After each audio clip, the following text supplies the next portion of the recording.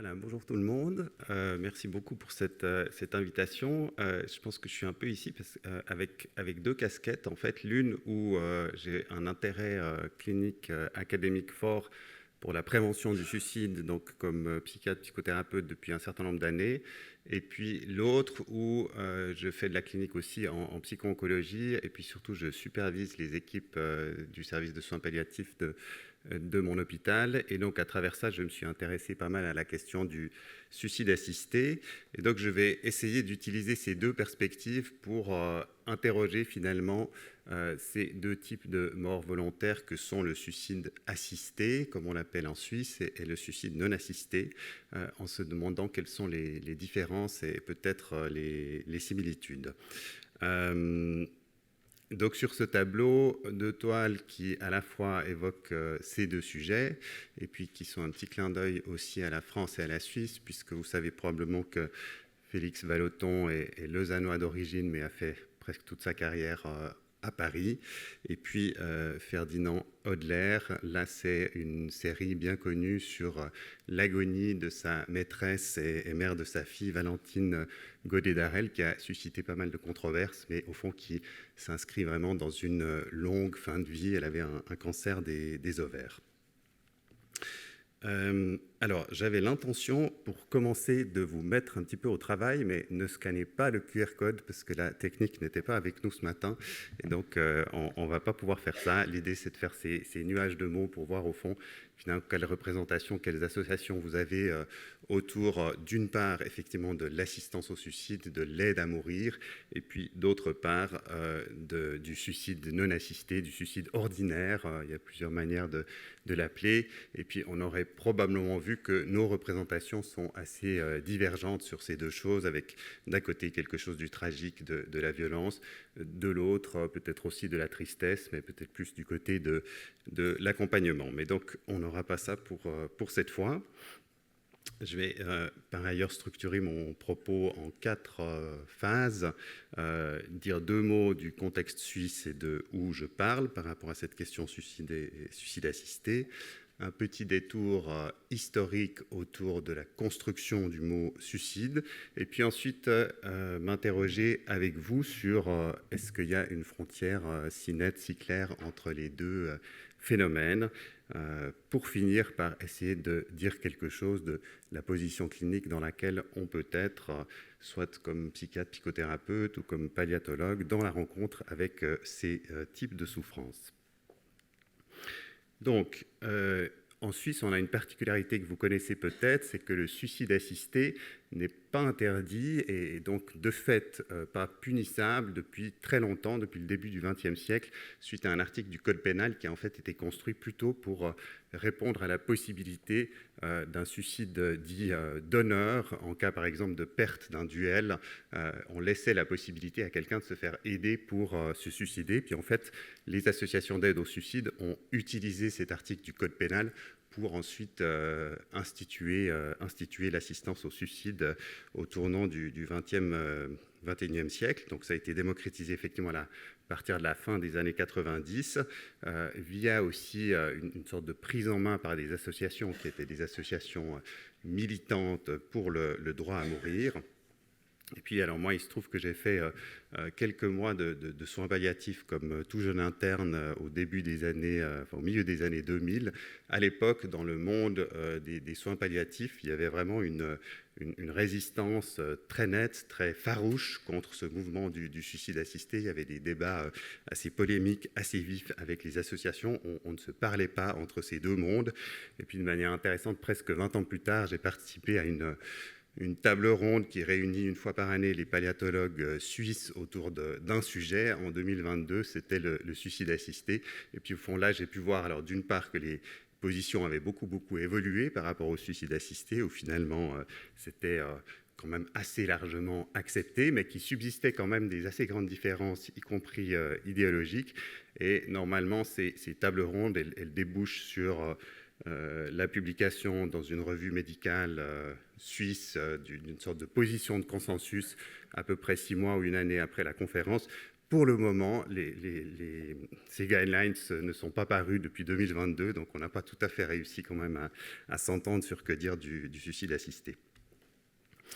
Donc ça, c'est la courbe du taux de suicide en Suisse. Vous voyez, comme dans beaucoup d'autres pays, ça diminue assez régulièrement depuis une quarantaine d'années. Ça a presque été divisé par 2. Et puis au fond, dans le même temps, vous avez la courbe du suicide assisté, qui est, on le verra et on y reviendra, ça reprendra d'ailleurs des questions qu'il y a eu à la présentation précédente, beaucoup plus superposées au niveau des genres. Et vous voyez que là, ça augmente assez régulièrement sur la même période de temps. Ça vous fait peut-être vous poser la question, est-ce qu'il y a au fond un effet de déplacement? C'est une question qu'on a beaucoup dans la littérature sur le suicide et les formes d'assistance au suicide. Spoiler, on ne va pas y répondre aujourd'hui, aussi pour une question de temps, mais ce qu'on peut peut-être dire, c'est qu'en tout cas, ce n'est pas exactement les mêmes populations, puis les études qui ont cherché à montrer ça n'ont pas été très conclusives. Donc en tout cas, il n'y a pas un déplacement clair des suicides non assistés aux suicides assistés. Voilà, je pensais intéressant de faire un petit détour historique. Alors c'est vrai que je suis ni historien ni sociologue, mais je vais un petit peu parler d'histoire et un tout petit peu de sociologie. J'espère que je ne vais pas dire trop de bêtises. Mais donc effectivement, historiquement, le mot suicide, il est assez récent en fait. Selon les sources, c'est 17e ou 18e siècle. Et puis avant ça, il y avait beaucoup d'appellations, une terminologie assez variée pour parler de la mort volontaire, selon les époques, les langues et les contextes culturels. On a parlé justement de mort volontaire, donc en mettant l'accent sur la question de l'intention. On a parlé de se donner la mort en mettant l'accent sur l'agent. De mourir par désespoir, là on voit que c'est l'affect qui est central. D'attenter à ses jours, de faire un homicide de soi-même, là on est du côté de la faute. Et puis encore un autre exemple, il y a un historien qui a relevé presque 300 expressions différentes pour l'idée du suicide. Mourir par honneur, donc là on est sur le côté moral. Donc ce qu'on voit là, c'est que le geste, il n'est pas unicisé, il est compris au fond à partir de son contexte, de son motif, de sa valeur sociale, et puis il est qualifié moralement à l'intérieur de la lexicologie. Donc le mot suicide apparaît, on passe à ce moment-là en fait d'une pluralité de récits à une seule catégorie abstraite. Qu'est-ce que ça veut dire? Ça veut dire qu'on peut nommer finalement un seul phénomène qui devient aussi comparable et mesurable. C'est ce qui va aboutir beaucoup plus tard aussi à une prévention organisée des décès par suicide. Mais par contre, on perd un peu de nuances. Il y a des différences de sens qui sont un petit peu écrasées à travers cette unicité du langage. Ce qui a subsisté à l'intérieur du mot suicide, c'est une sorte de dualité qui a été bien décrite, je trouve, dans un bouquin de Starobinski, donc qui était médecin, mais qui était aussi historien des idées. Les images du suicide dans la culture de l'Occident oscillent entre deux types extrêmes. D'un côté, le suicide accompli en pleine conscience, au terme d'une réflexion où la nécessité de mourir exactement évaluée l'emporte sur les raisons de vivre. À l'opposé, l'égarement démentiel qui se livre à la mort sans penser à la mort. Les deux exemples antithétiques pourraient se nommer Caton et Ophélie. Et donc Ophélie, dans Hamlet, perd l'amour de Hamlet, et puis perd aussi son père qui a été tué par Hamlet.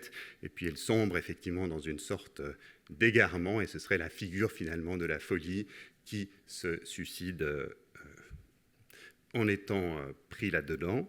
Et puis, d'un autre côté, Caton, qui est un stoïcien à l'époque de César, qui perd une bataille et qui, au fond, passe toute la nuit à lire Platon et le lendemain se suicide posément et froidement. Donc, des figures comme ça très antithétiques dont on peut se demander si, finalement, elles représenteraient un peu, d'un côté, le suicide non assisté avec Ophélie, et de l'autre, le suicide assisté qui serait rationnel, pensé, froid et réfléchi. Donc on va s'interroger un peu maintenant sur comment est-ce que ces deux catégories se superposent ou pas à travers deux, trois données de la littérature et des réflexions.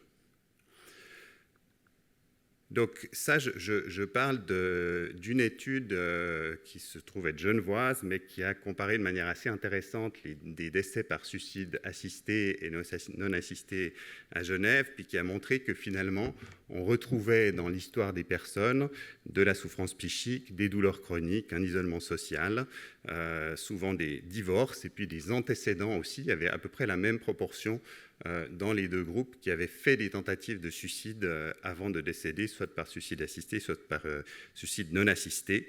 Et puis elle retrouvait aussi, comme une autre étude qui est citée là, un niveau socio-économique un peu plus élevé dans les suicides assistés. Donc il y a une certaine convergence du côté de la souffrance, des motivations, de la sociodémographie.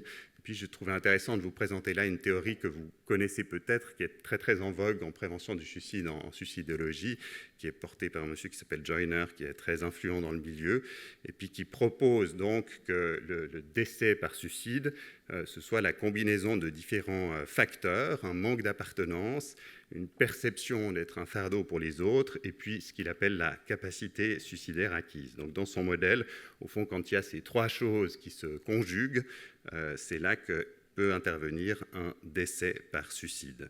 Puis alors, de manière intéressante, ça c'est une étude qui avait été faite à Lausanne dans le service dont je fais partie. Quand on va interroger finalement le dossier, les proches de personnes qui sont décédées par suicide assisté, on va retrouver de manière assez prépondérante cette question du fardeau, de la perception d'être un fardeau pour les autres, et puis la question de l'appartenance va apparaître aussi dans les résultats. Donc on voit finalement une convergence entre cette théorie de la prévention du suicide et puis quelque chose qui peut exister dans le suicide assisté.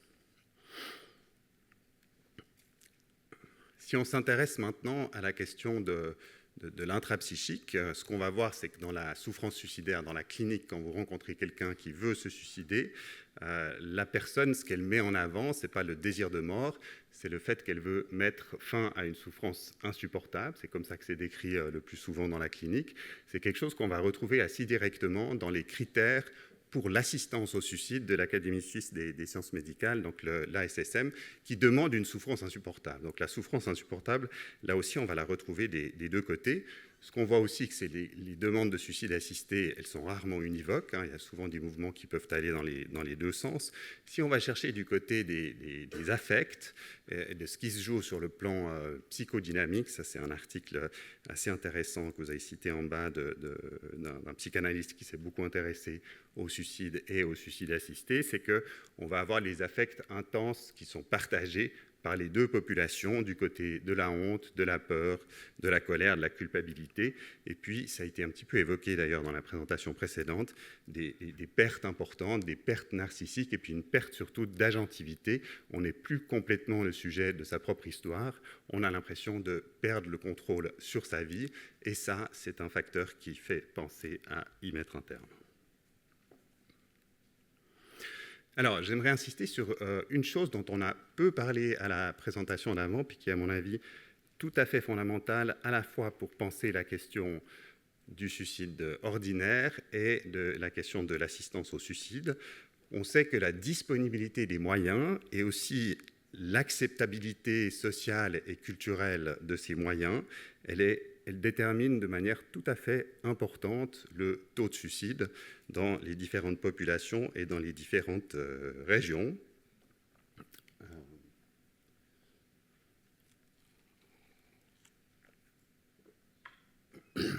Et puis on pourrait se dire que l'assistance au suicide ou l'aide à mourir, c'est au fond une modalité d'organisation de l'accès à la mort qui est sociétalement organisée. Dans le cas du suicide assisté en Suisse, l'accès est en principe égalitaire. Tout le monde pourrait avoir accès de la même manière à l'assistance au suicide, mais de fait, ça dépend du contexte socioculturel et de l'acceptabilité dans le contexte socioculturel. Et puis, ça dépend aussi de l'implantation des organisations d'aide au suicide, qui n'est pas tout à fait la même suivant les régions rurales, urbaines ou suivant les régions de Suisse. Et au fond, ça m'amène à quelques slides sur des taux de suicide assisté et de suicide non assisté qui, je trouve, sont vraiment fondamentale pour essayer de penser ces questions d'accès et d'accessibilité et d'acceptabilité. Là, vous voyez une carte de la Suisse. J'ai cherché pour la France, je n'ai pas trouvé des cartes comme ça par région. Je ne sais pas si elles existent. Où vous voyez qu'en fait, entre le canton de Suisse, où il y a le plus bas et le plus haut taux de suicide assisté, c'est multiplié par 5. Donc on est dans un même pays, à quelques dizaines ou quelques centaines de kilomètres de distance, et on a des différences en taux de suicide assisté qui sont extrêmement importantes, et je pense qu'il est question de moyens et d'acceptabilité et de contexte socio-culturel. Et au fond, quand on regarde les suicides non assistés, alors le différentiel il est un petit peu moins important, mais c'est quand même un différentiel de 1 à 3,5 entre la région où il y a le plus de suicides non assistés et la région où il y en a le moins. Puis ensuite, alors on ne va pas passer trop de temps sur ces slides, mais si vous regardez un peu plus en détail, on peut prendre l'exemple de Genève et du Tessin. C'est les deux derniers de la liste sur cette slide. Donc vous voyez que Genève, c'est le plus bas taux de suicide en Suisse. Et puis, il est par contre presque tout en haut du côté du suicide assisté. Donc au fond, ça nous dit quelque chose d'une micro-société et de la manière, dans une micro-société, finalement, les gens vont accéder à la mort de ces deux manières. Au Tessin, ça reste très bas des deux côtés. À Genève, c'est tout en bas de la liste d'un côté et tout en haut de l'autre. Donc cette question des moyens, elle est à mon avis tout à fait fondamentale. Ça, c'est la même chose aux États-Unis pour le suicide non assisté. Donc là, vous voyez assez bien le gradient est-ouest. Peut-être quelqu'un a une idée de à quel facteur c'est le plus corrélé. Qui se lance ? Non, pas la couverture sociale. Merci, c'est les armes à feu. C'est le déterminant qui explique de loin la plus grande variance des décès par suicide aux États-Unis. Donc à nouveau, on retrouve la question de l'accessibilité. Donc au fond, par rapport à cette similitude, cette forme de sororité entre ces cliniques, comment est-ce que la société et les psys et les médecins se positionnent ? Ah oui, non, mais là, on en a parlé avant, je vais peut-être passer un peu vite, je pense que je ne suis pas très en avance. Mais juste une chose quand même sur la question du genre et de l'âge. Donc, ça a été dit un petit peu en creux. Si on parle de suicide non assisté, on a cet effet de genre qui est très fort. Alors que si on parle de suicide assisté, en Suisse en tout cas, on a quasi le même nombre d'hommes que de femmes qui décèdent de cette manière. La perte d'autonomie, de dignité ou la peur de la dépendance sont fortement influencées par les normes culturelles et genrées. Il y a des idéaux féminins, mais ça a été abordé beaucoup mieux par les précédents orateurs, oratrices, de contrôle, de conformité, de non-prise de place qui pourraient rendre certaines femmes plus enclines au suicide assisté et donc expliquer ce différentiel de genre entre suicide assisté et suicide non assisté. Puis la même chose du côté de l'âge. Les personnes âgées sont susceptibles d'intérioriser l'idée que leur vie a moins de valeur une fois qu'elles ne sont plus productives ou autonomes. Juste un minuscule commentaire sur la discussion d'avant pour dire qu'effectivement, il y a pour moi quelque chose d'assez mystérieux dans le décès par suicide des personnes âgées, parce que dans certains pays comme la France et la Suisse, effectivement, ça explose, mais il y a d'autres pays comme le Canada, puis il y en a un certain nombre d'autres, où les personnes âgées n'ont pas du tout cette augmentation en fin de vie. Et je pense que là, ça dit beaucoup quelque chose de comment une société s'occupe de ces personnes âgées.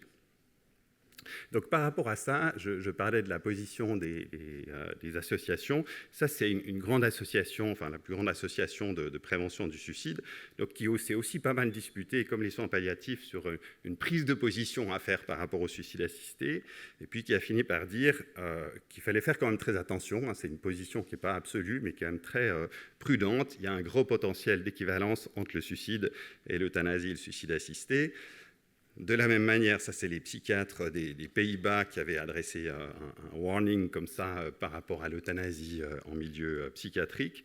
Et puis d'un autre côté, on a un autre mouvement qui est par exemple porté par des éthiciens pour dire on doit questionner le fait de faire de la prévention du suicide parce que finalement, l'objectif qui est beaucoup porté par exemple par l'OMS de zéro suicide, de dire toute mort devrait être évitée, c'est un objectif questionnable et au fond, ces éthiciens plaident plus tôt pour dire il faut prévenir seulement les mauvaises morts. Et puis comment est-ce qu'on identifie les mauvaises morts? On fait ce qu'ils appellent une évaluation approfondie de la rationalité, mais en tout cas, ils plaident pour être moins dans un empêchement absolu de tous les décès par suicide et la fourniture d'une assistance pour une mort sereine. Donc comment est-ce qu'on peut naviguer à travers tout ça aussi dans la clinique?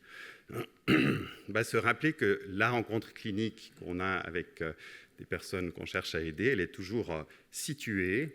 Le désir de mort, il n'est jamais hors contexte, il est dans ce lieu socioculturel dont on a parlé en particulier, dans un paysage de possibilités sociales qui sont offertes ou pas, et puis que le suicide assisté, le processus suicidaire et le suicide non assisté ne sont pas des catégories qui sont cliniquement étrangères. Elle partage cette idée que les personnes sont du côté de l'absence de solution, de trop de souffrance et de la volonté de mettre fin à la souffrance, d'une coexistence la plupart du temps de désirs qui peuvent être conflictuels, et puis de cette intensité émotionnelle qui est très élevée dans les deux situations. On va essayer, avec chacun, d'offrir, tant que faire se peut, un espace d'élaboration de cette complexité, donc d'accueillir ces deux mouvements qui vont vers la vie et vers la mort. Et puis, là, c'est un article aussi qui essaye de traiter en même temps de ces deux objets. C'est un des premiers papiers qui est paru par un certain nombre surtout de suicidologues qui s'attachent à penser cette question, et ils proposent de penser d'accueillir les niveaux de souffrance sur les plans, d'une part, intrapsychiques avec la question des conflits émotionnels, des blessures narcissiques, des affects de honte et de culpabilité, mais aussi de penser la question interpersonnelle des dynamiques avec l'entourage, du sentiment d'être un fardeau et de l'isolement, et puis de penser les choses au niveau sociétal aussi, avec l'influence de l'agisme qu'on a vu, des représentations culturelles, de la fin de vie, des normes sociales. Peut-être mentionner, mais ça vous le savez mieux que moi, que probablement que l'approche palliative en soi, c'est une bonne approche pour accueillir cette question de la demande de mort. Ouais, c'est presque fini. L'approche palliative propose que le soin ne se réduit pas à la guérison, qu'on travaille avec l'ambivalence, justement, qu'on sort de la logique de lutte, et puis qu'on reconnaît la souffrance existentielle. Finalement, probablement qu'on peut promouvoir une approche un petit peu similaire par rapport à la crise suicidaire, entre guillemets, classique. Dans la crise suicidaire ordinaire, on va avoir la même position clinique. Et puis là, alors, je fais juste encore un minuscule encart publicitaire parce qu'il se trouve qu'on a beaucoup travaillé avec des collègues suisses sur un nouveau modèle plutôt en psychiatrie de rencontre avec la personne en souffrance suicidaire. Et au fond, on retrouve, je pense, un peu dans ce modèle les valeurs cardinales qui sont proposées par l'approche palliative, ce qui est assez intéressant. Voilà, je conclus, comme demandé.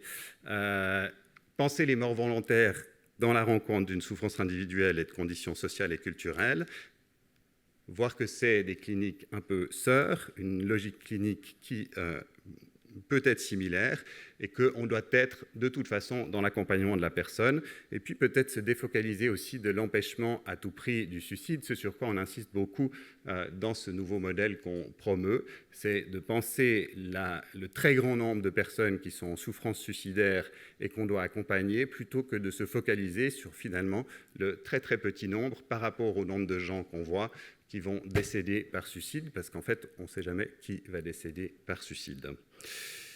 Voilà, je vous remercie de votre attention.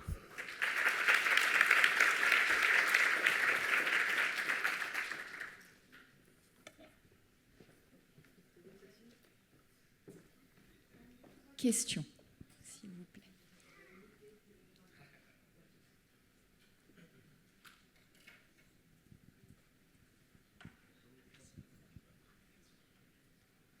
Ça marche? Oui. Bonjour, François Chaumier, médecin de soins palliatifs et puis enseignant en fac de médecine. J'avais deux questions très rapides. Est-ce que de votre regard de psychiatre, vous trouvez que l'expression « désir de mort » que vous avez citée à plusieurs reprises dans votre présentation, est-ce qu'elle vous paraît appropriée en miroir de ce que vous avez pu mettre en avant sur, finalement, ce n'est pas des gens qui souhaitent mourir mais qui veulent répondre ou ne plus vivre une situation comme souffrante, Est-ce que du coup cette expression qu'on retrouve soit dans la littérature, soit parfois dans nos discussions cliniques, est-ce que désir de mort est un concept ou une définition ou une formulation qui est ajustée? Et mon autre question en lien avec ça, c'est est-ce que les situations que vous rencontrez ou que vous avez identifiées comme source de souffrance, est-ce que vous faites la distinction entre la souffrance réelle vécue à l'instant T au moment de la souffrance suicidaire ou crise suicidaire? Est-ce que vous intégrez aussi la souffrance potentielle ou la peur de ce qui pourrait advenir? Et par la peur de cette souffrance qui pourrait advenir, j'envisage de mettre fin à mes jours. Est-ce que vous faites la distinction entre la souffrance réelle et la souffrance putative ou potentielle à l'avenir? Merci. Merci pour ces deux questions. Donc sur la première, je trouve, si je comprends bien comme vous, que l'expression désir de mort est un peu critiquable. Et puis effectivement, je pense que dans les deux situations, on peut plutôt penser les choses avec la question de la souffrance suicidaire et puis du désir de mettre fin à la souffrance. Ça correspond plus à la clinique, disons. Et puis j'ai oublié la deuxième question déjà, je suis un peu stressé. Oui, voilà, ouais, merci. Alors, bon, je vois bien dans la clinique qu'il y a ces deux choses. D'un point de vue formel, je ne dirais pas que je vais focaliser mon exploration d'abord sur la souffrance actuelle, puis ensuite sur la souffrance prédite, ou je ne sais pas comment on peut l'appeler. Je pense que c'est quand même beaucoup plus présent alors dans la clinique de la rencontre avec les personnes qui souhaitent décéder par suicide assisté et qui sont dans une situation aussi somatique, avec des douleurs, des questions comme ça. C'est beaucoup plus présent que dans la clinique psychiatrique, je trouve. Bonjour, Benoît Verdon, je suis là, à votre gauche, dans le fond. Benoît Verdon, professeur de psychologie clinique, psychopathologie à l'Université Paris-Cité. Une remarque et une question. J'ai mené il y a quelques années une recherche sur la psychopathologie des personnes qui consultaient en consultation mémoire avec l'appréhension d'avoir la maladie d'Alzheimer ou d'autres pathologies cérébrales susceptibles d'expliquer leurs troubles de mémoire, qui au bilan neuropsychologique s'avéraient finalement, somme toute, assez banales, sans préoccupation.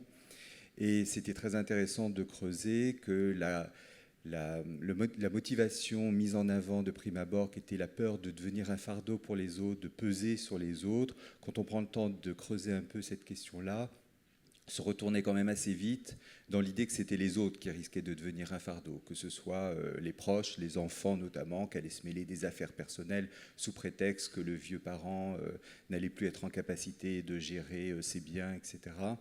Donc derrière l'idée de peser, qui est une motivation qui est tout à fait entendable, mais je pense que c'est intéressant d'être à l'écoute aussi de comment est-ce qu'on peut appréhender quand on a un état de santé qui s'amenuise et qui devient même particulièrement précaire, que ce soit les autres qui s'imposent et qui remettent en question l'intégrité sociale, physique et psychique. Ma question, c'est est-ce que dans vos travaux, vous avez repéré un poids du religieux dans justement la possibilité de s'autoriser ou pas, d'avoir recours au suicide, et notamment en Suisse, où cohabitent plusieurs confessions, comme en France. Quel rôle ça joue, ça, dans la possibilité d'y penser, de s'autoriser à en parler, éventuellement d'avoir recours, que ce soit suicide ou suicide assisté? Oui, merci. Alors, je réponds juste brièvement à la remarque que je trouvais tout à fait intéressante. Je suis assez d'accord. Enfin, c'est-à-dire, on pourrait se dire que c'est peut-être quelque chose qui parle aussi de la question de l'agressivité dans le geste suicidaire, qui est contenu évidemment par définition contre soi. Enfin, il n'y a probablement pas plus d'agressivité, mais disons qui est pensé souvent en psy et en psychanalyse par exemple comme quand même un retournement de l'agressivité contre les autres. Et la question du fardeau, c'est aussi la question de l'agressivité. Donc je suis tout à fait d'accord que ça peut aller dans les deux sens. Sur la question du religieux, donc oui, c'est quelque chose où il y a eu beaucoup de travaux à la fois en psychologie, psychiatrie et puis aussi en sociologie, avec une idée qui circule beaucoup que la religion serait en gros plutôt protectrice, idée qui se vérifie seulement assez partiellement quand même quand on regarde les travaux, en tout cas les travaux empiriques. Et puis disons, alors pour la situation de la Suisse, effectivement, si on regarde le début du XXe siècle, il y avait un différentiel très clair entre les cantons catholiques et les cantons protestants, avec des cantons protestants avec un plus haut taux de décès par suicide.